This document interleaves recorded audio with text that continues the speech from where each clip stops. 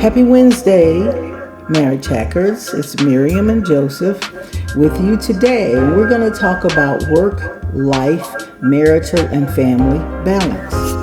Success at work means little if it comes at the cost of your marriage and family.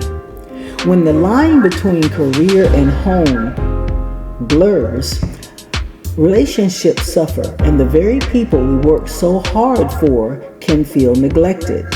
Striking the right balance isn't just about time management, it's about prioritizing what truly matters before it's too late. Hello, welcome to another episode of Marriage Hacks with Joseph And Miriam. with real talk Real solutions. for a healthy, thriving marriage. All right, like we always do, we're going to start with our first scripture, and this is Psalms 127:2. This is the NIV version, and it says, hold on, let me pull it up.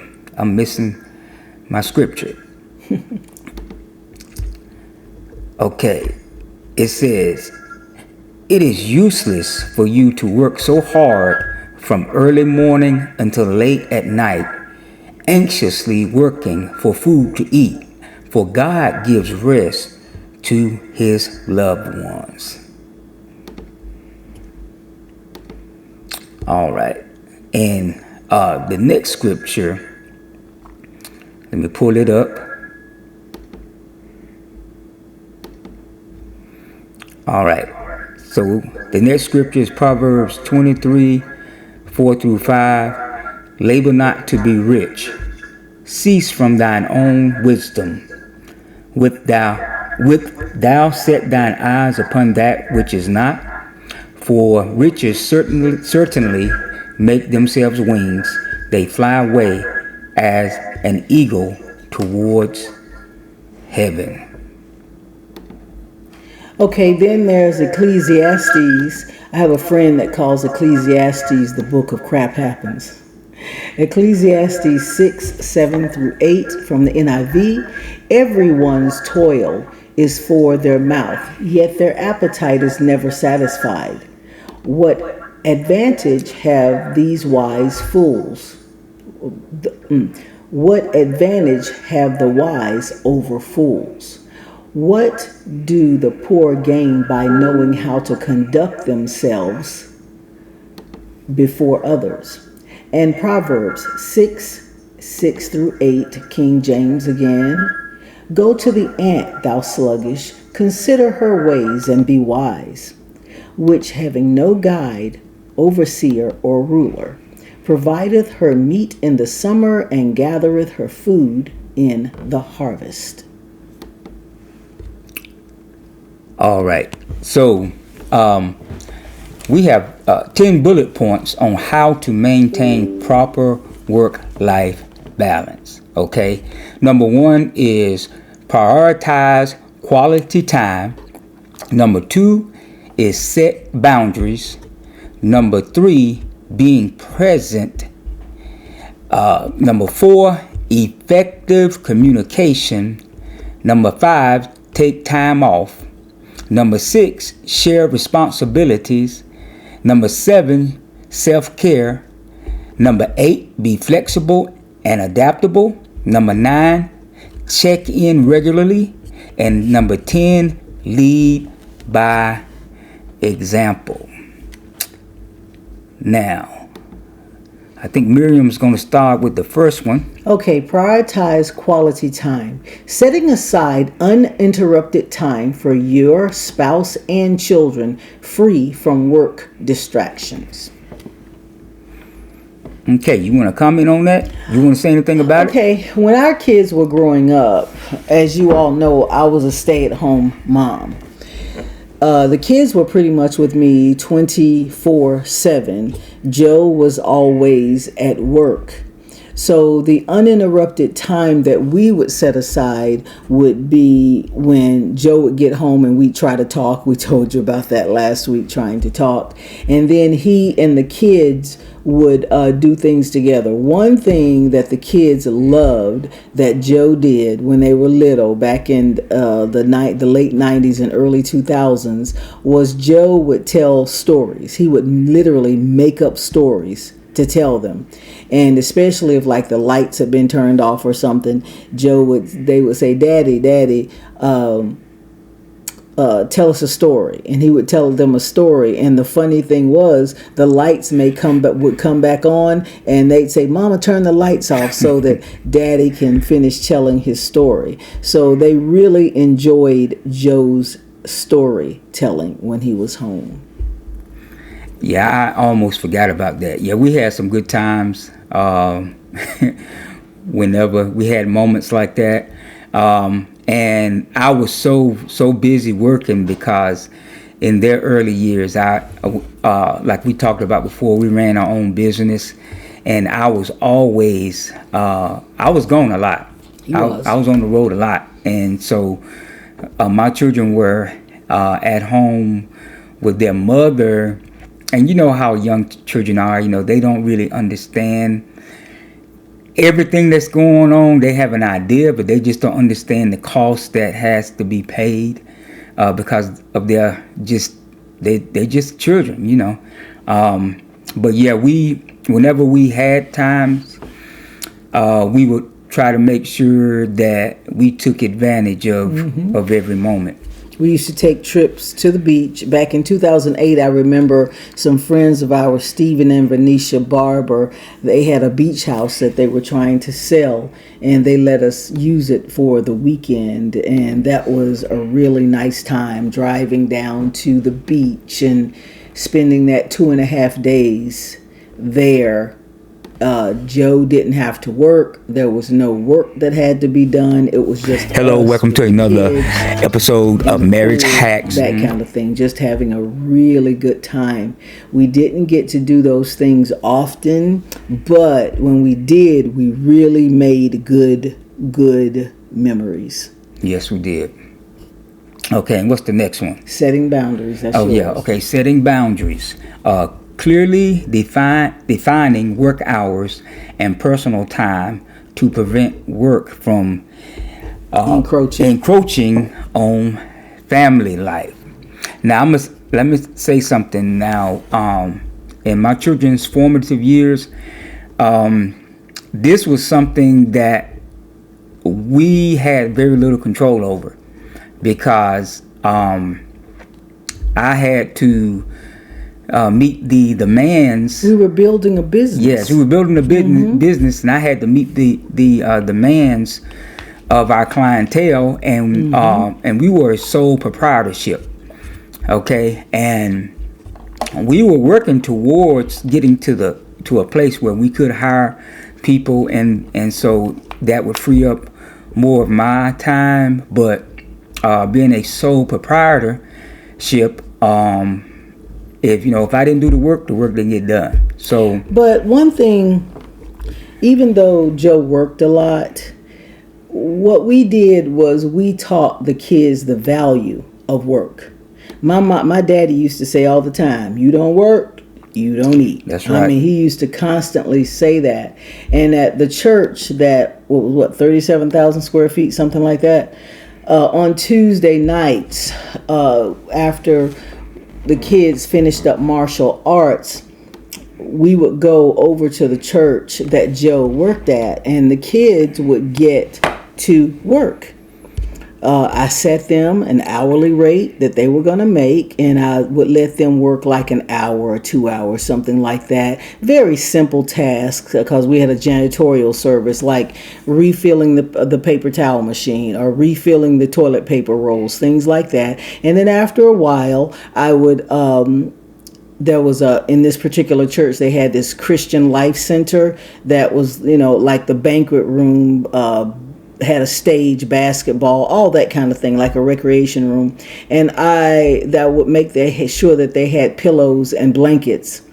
And when we got paid, they got paid. And one of my very favorite memories is Hannah wanted her best friend Danielle to go work, and I let her. And Hannah was like, "This is great because you're going to get paid, Mom and Daddy. When they get paid, they're going to pay you." And so I let that happen, I know, at least once. But then Hannah wanted to do it again because Danielle wanted to make some money. And I remember saying, "Hannah, we can't do it." And she said, "But why? Y'all are going to get paid, then we can get paid." And so I was trying to explain to her about distribution, budget, setting stuff aside. And as I said, we homeschooled. And I never will forget, we're talking about, I want to say around 2002. And Hannah and I were putting those little personal pizzas that you can get at Food Lion. I guess you can still get them. You got them then. In the oven. And she put 4 in. And then she was going to try to slide another one in. And I said, "No, Hannah, there's not enough room." And she just kind of stopped me. She said, "Is this kind of like why Danielle couldn't work with us this week?" And I said, "Well, how do you mean?" She said, "You set the heat." I said, "Yeah." And she said, "We put 4 pizzas in, and that was enough heat to go around for the 4. But if you put a 5th one in, it would have been too much." And the way she worked that out in her little head, I was so proud of her for that. So we're talking like around 2002. So that was 23 years ago. So she was 7. She was 7 years old, but she worked it out. So during this video, even though we're going to be talking about work-life balance, which I think is a crazy term, there were so many good things that came out of the way we lived. The kids learned a work ethic. They learned you don't work, you don't eat.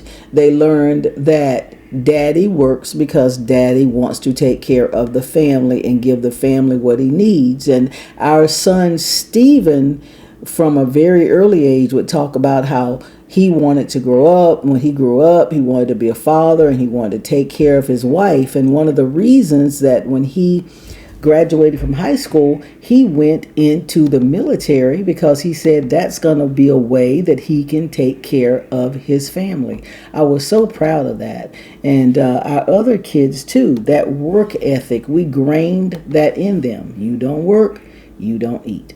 Okay. Be present. Engaging fully in family moments without checking emails or making work calls. When we went to the beach, when we went to Carowinds, all the little things that we did, we made sure that it was about the kids. It was about taking care of them. I remember one particular trip to the beach. I think, it was in 2008 when the Barbers let us use their beach house there. And I remember we were going shopping for stuff for them to use on the beach. Even then, us teaching them about work and stuff paid off, because one wanted something because I gave them a certain amount of money to spend a piece. And I remember one of the girls said, "Well, I'll just buy this and give the other half to this person," because she wanted her brother to have what he wanted, but he wouldn't have had enough money for what we had set aside for each one of them. So, we didn't have a whole lot as far as work-life balance because Joe was always at work, but there was a lot of teaching in that. Okay, so the next one is effective communication. Discussing schedules, expectations, and stressors with your spouse to maintain understanding and support. Now, I do remember Miriam and I talking about schedules as far as what I had on my plate from day to day. And I would give her an idea. I said, well, based on what's going on, and now I'm thinking about, because we started out first with a carpet and furniture cleaning company, and I'm thinking more in line with that.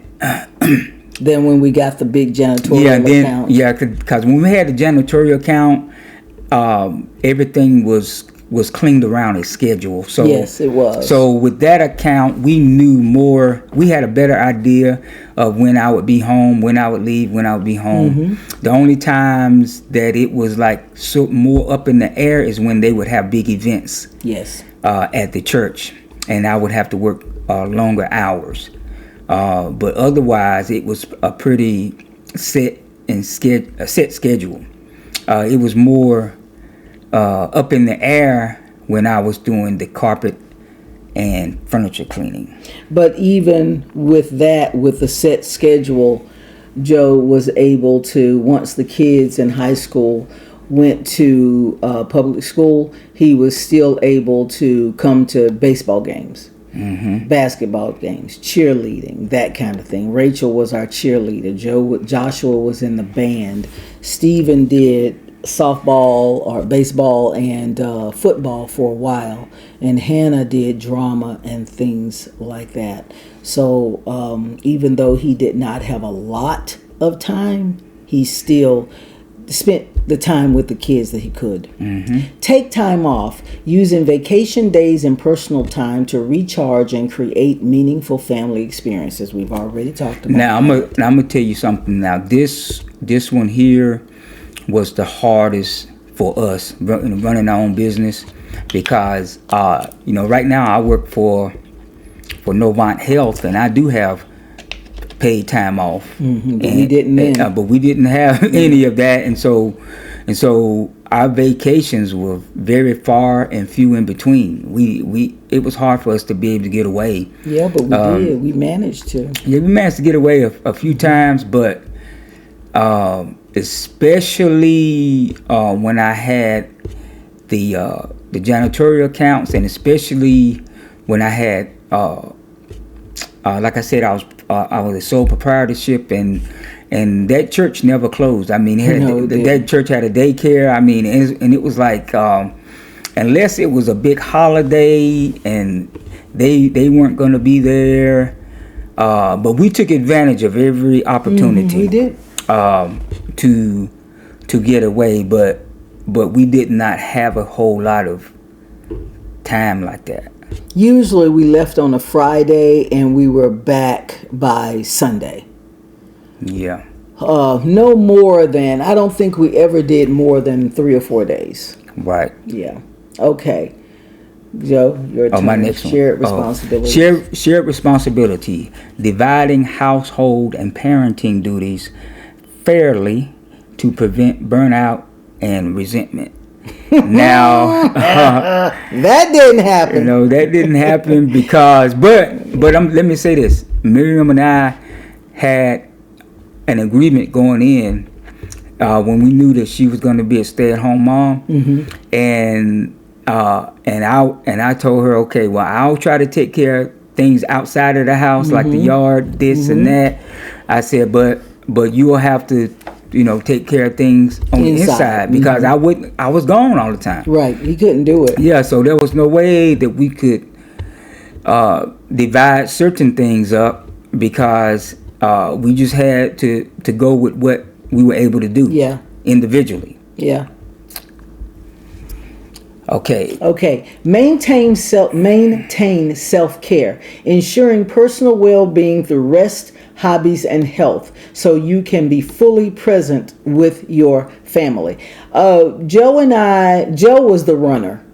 He would get up in the mornings before going to work and he would run. I personally didn't have anything to ensure well-being and rest until January of 2021, when it's so funny. I started doing martial arts at Michael D's Taekwondo America, and it was just me. And I loved it because, I was with the kids 24/7, and it was my time to spend time with me, have my me time, have adult time, the whole bit. It didn't last long, y'all, because the kids would go when Joe couldn't watch them. Of course, they had to come with me, and they would sit out in the lobby and they go, "Mom, we want to do this too." And I was like, "Oh, Philip, okay, baby, we'll work it out." And then guess who came along? Then I started. Then the whole Then family. he started. Then it was the entire family. And it was like, how are we going to pay for this? So I started training to be an instructor, which helped with the financial part. But even though it kind of took away from my me time, it wound up being fantastic because the whole family got involved. Hannah became a second degree black belt first. Joshua got his second degree. Rachel got to black belt. Then I got to be second degree. And Stephen, I think he got as high as red by the time we stopped. But we gave several years to Taekwondo America, and it was fantastic because we used to go to the tournaments together. Now that was something that was fun. Mm-hmm. We'd go to those tournaments together, and my sister Penny would come with me. She's the one they call Grandma Penny. She would come with us, and we would get up like 2-3 o'clock in the morning, have a loaf of bread and sandwich meat, and we'd make sandwiches and have potato chips and sodas and water, and that's what we would eat on all day. Because I mean, when we went to these tournaments, we were literally gone all day, and it was so funny. And my sister Penny would save enough money so that when the tournament was over at the end of the day and all the sandwiches and everything were gone, she would save money for us to go to like Golden Corral. And there's 6 of us plus her. So going to those Taekwondo tournaments, that was some of the best memories that we had, because like I said, we would be gone all day. I remember one particular tournament where Rachel didn't care about winning an award. She loved the Spirit Award because she thought it was so cute. She was so pretty. And she was so upset when she actually placed in a match. And she was like, "I wanted the Spirit Award. It's prettier." I thought to myself, okay, Rachel, just take the award and maybe next time you'll lose.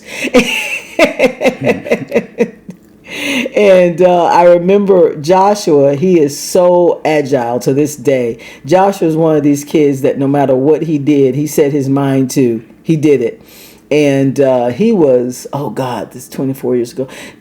He was 7, 8, 9, 10 years old sparring grown men. That's just how good he was. Joshua would literally do 2 jump kicks to the head and boom, the match was over. I remember, because I was one of the judges, I just remember going click, click, okay, he won, that kind of thing.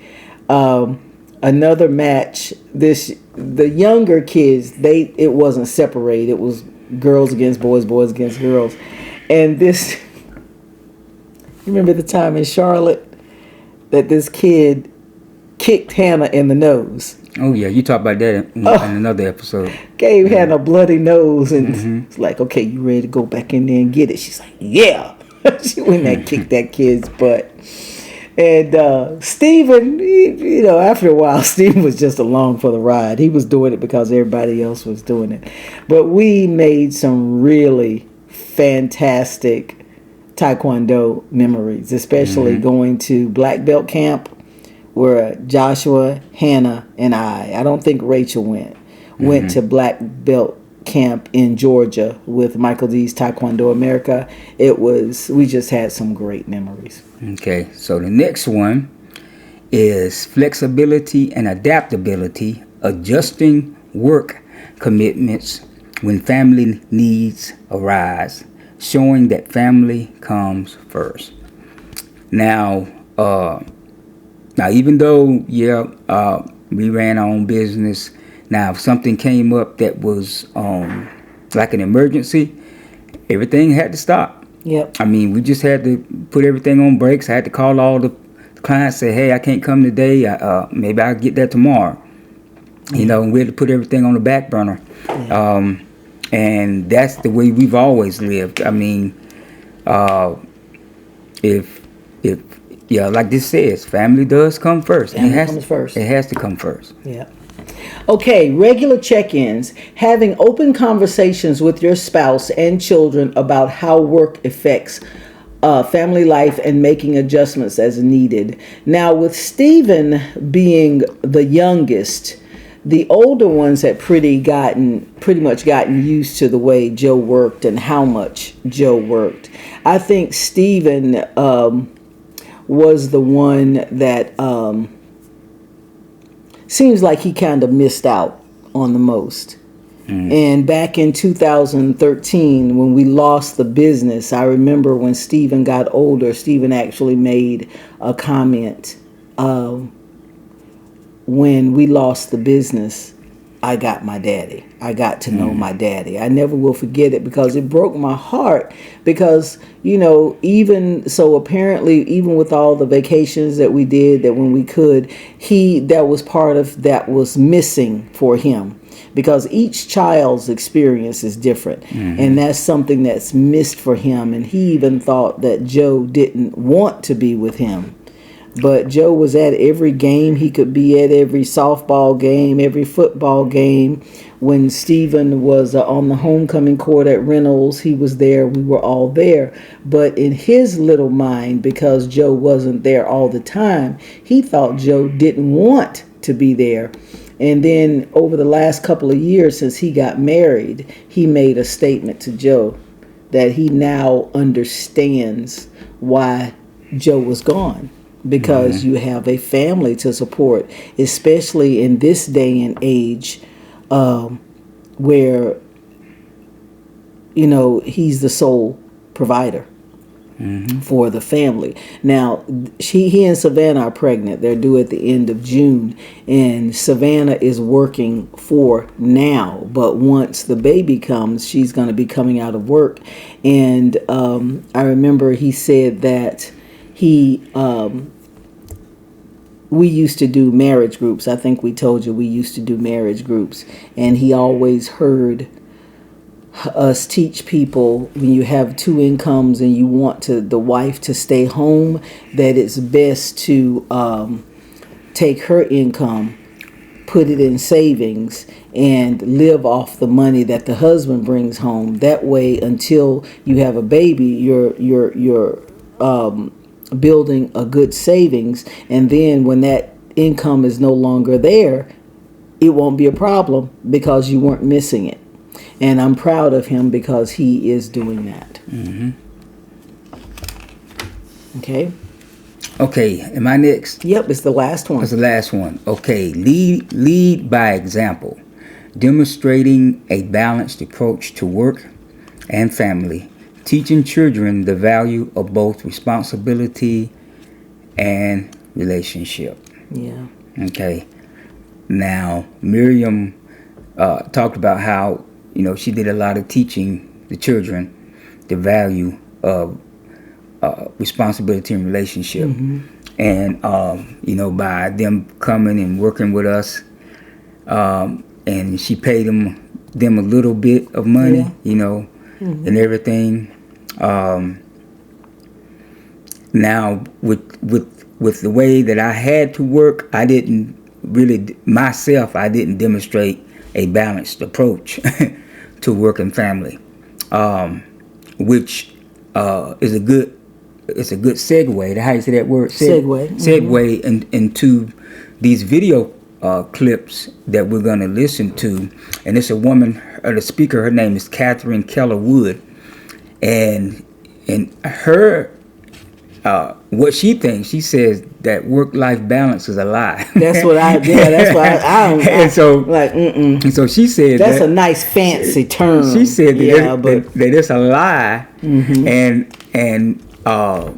she, instead of using the term a work-life balance, she says alignment. And so we're going to listen to what she has to say. I have 3 audio clips, and we'll probably discuss them a little bit one by one. Okay, so let me see. This is the first one. Hold on, let me get my the outputs back on because I turned them off because it was echoing. Yeah, it was echoing really bad Yes. at the beginning of the video. So let me turn it back on so you'll be able to hear the output.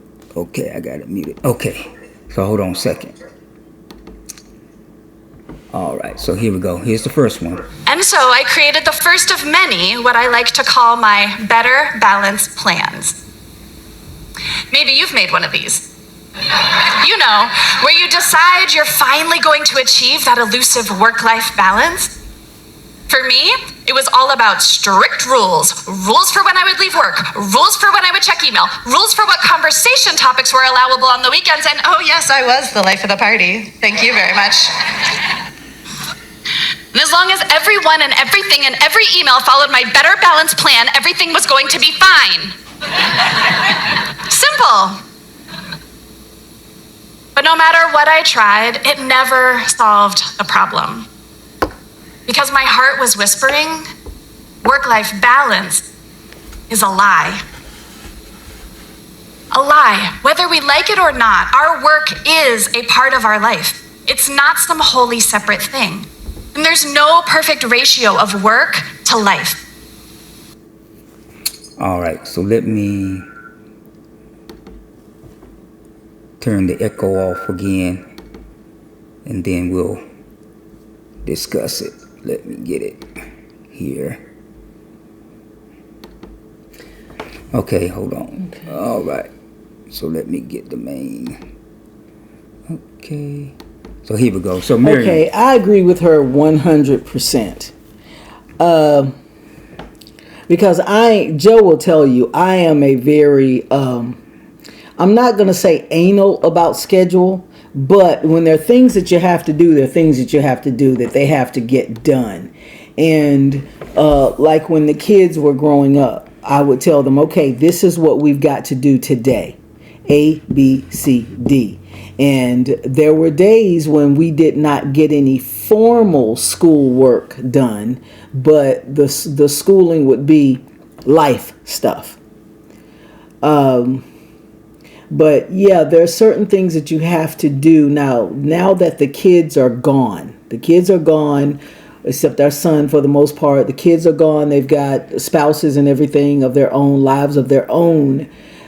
I see them remembering how we did things. And I can literally see them cherry picking the best of both worlds. Things that you have to do. Like Stephen, now that the baby is coming, when he gets extra hours to work on Saturday, he does. He does what he has to do. And what she talked about was sticking to a schedule. I believe in that. Doing what you can, even though the kids are gone, and Joe and I are somewhat empty nesters, we still stick to a schedule. So yeah, I believe what she's saying, because I told Joe when he started talking about work-life balance that was a anyway. Moving on. All right, so let me make these adjustments, and then we'll listen to the next one. Okay. And I apologize. Sometimes things happen technically that you have no control over. No control whatsoever. Okay, so let me get this. Okay, here's the next one. Looking for this point of balance reminds me of food scientists, because they have a bliss point that they work hard to find. They tinker and tinker, and they are looking for the exact right amount of salt, fat, sweet, crunch that's going to make the food irresistible. But here's the thing. Your life is not a potato chip. No, it isn't. There's no perfect point of balance that's going to provide ultimate bliss. So if balance isn't a helpful goal, what would be a better way to think about our work and our lives? I want to say an important word, a word we're going to come back to and unpack in just a minute. Alignment. All right, let me make my adjustment again.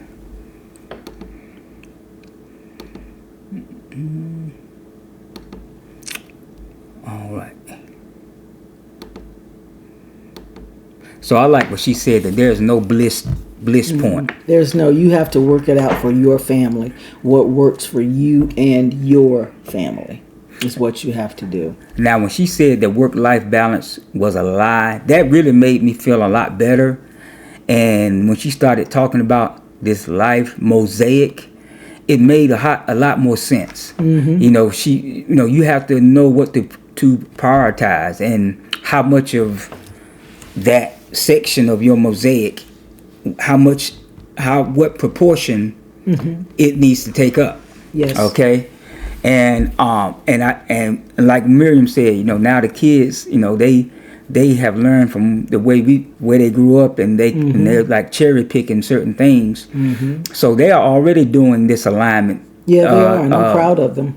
That Katie Woods is talking about, you know, and I think a healthy approach is to take a little bit from the idea of work-life balance, take a little bit from that, and then but also look at the practicality of the alignment. The practicality. Because the alignment is a more practical approach. But we still need to keep in mind the elements that go along with work-life balance. Okay, so now let me make my adjustment again. We're going to listen to the final one. The final one.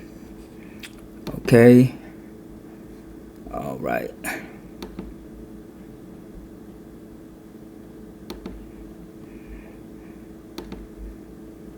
Okay, this is the final one. Here we go. So let's unpack what I mean by that word. According to Oxford Languages, things can be said to be in alignment when they are in the correct or appropriate relative position. So to visualize this, I like to think of our lives as an ever-expanding piece of magical mosaic art made up of all the pieces of our lives. And alignment means we get to choose where each piece is located, according to who we are and what we need right now. So maybe we decide it is a piece worthy of a front and center position. Or maybe it's going to be a more peripheral piece for the moment. We might have hundreds of mosaic pieces with room for our paycheck work, our service, our activism, our relationships, our hobbies, our faith. And the whole mosaic can be organized in service to our purpose work, our cosmic task. So when we have that feeling of general unease, a feeling that something isn't working, it means we need a change in our life mosaic. All right. Let me get this. Okay. Okay. Hold on a second. Let me get it. All right. I'm sorry. Okay, now. Okay, as I listen to that, and you know, when you get to a certain point in your life, if you don't sit and look back at what you did, the way you did things, if you don't sit and look back at those things, then you're an unwise person.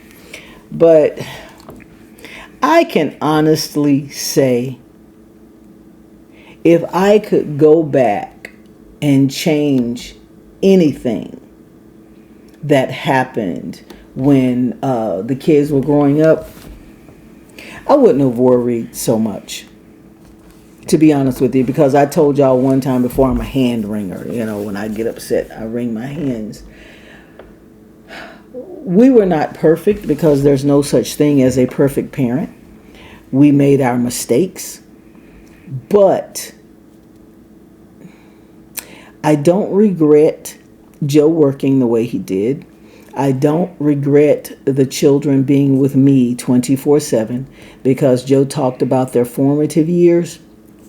During those formative years, we were able to instill in them our values.